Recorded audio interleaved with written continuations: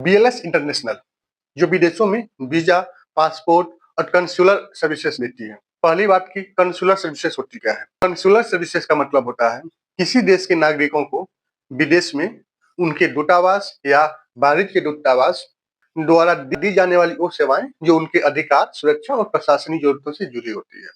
जैसे पासपोर्ट और visa renew कराना, विदेशों में किसी भी परेशानी में मदद लेना जैसे गिरफ्तारी, एक्सीडेंट या कोई भी आपदा, और उस देश के नागरिकों को विदेशी कानून, सरकारी प्रक्रिया या काउंसलिंग की सुविधा देना एक कंसुलर सर्विसेज में आती है।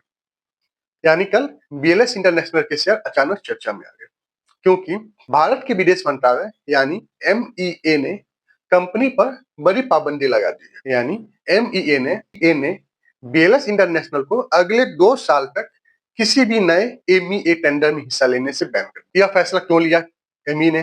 कि इसके खिलाफ बहुत सारे एप्लीकेशन और शिकायत कोर्ट में आ गए थे और लोगों का मानना था ये सर्विसेज बढ़िया से नहीं दे रही, इसलिए गवर्नमेंट ने इस पे बैन लगा दिया। और फिर एक खबर आते ही इस कंपनी के शेयर धड़ाम से गिर गए और शेयर में करीब 17 से 18% तक की गिरावट आई और बीएलएस इंटरनेशनल ने अपने 52 लोगों को भी छोड़ दिया। लेकिन कंपनी का कहना है कि एमईए के आदेश सिर्फ नए टेंडर पर लागू है, यानी अभी जो उसके पास मौजूदा टेंडर है या सर्विसेज चल रही है उस पर लागू नहीं होंगे। कंपनी की माने तो रिवेन्यू में एमईए टेंडर का हिस्सा सीमित है, तो पूरे फाइनेंस पर इसका तुरंत असर तो नहीं पड़ेगा, लेकिन आने वाले दिनों में असर पड़ सकता है इसका और शॉर्ट टर्म में मार्केट में पेनी सेलिंग हो सकती है, जैसे कल देखने को मिला वैसे आगे भी हो सकती है और शेयर में हाई वोलेटिलिटी दिख सकती है।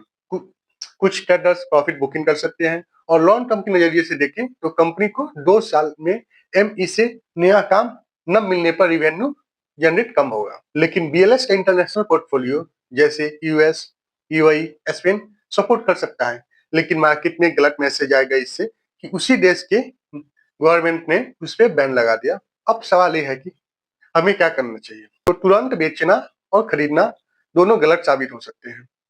कंपनी के अगले फाइनेंशियल अपडेट, मैनेजमेंट स्टेटमेंट और रेगुलेटरी बदलाव का इंतजार करना चाहिए हमें। और यदि आप लॉन्ग टर्म निवेशक हैं तो कंपनी का ग्लोबल बिजनेस, कैश फ्लो और आने वाले दिनों में कंपनी क्या स्टेप लेती है अपने बिजनेस को लेके, इस पे हमें ध्यान देना चाहिए। लेकिन आपकी क्या राय है बीएलएस इंटरनेशनल शेयर को लेकर? कृपया कमेंट में बताएं और यदि आप वीडियो इन्फॉर्मेटिव लगी हो तो वीडियो को लाइक करें, चैनल को सब्सक्राइब करें।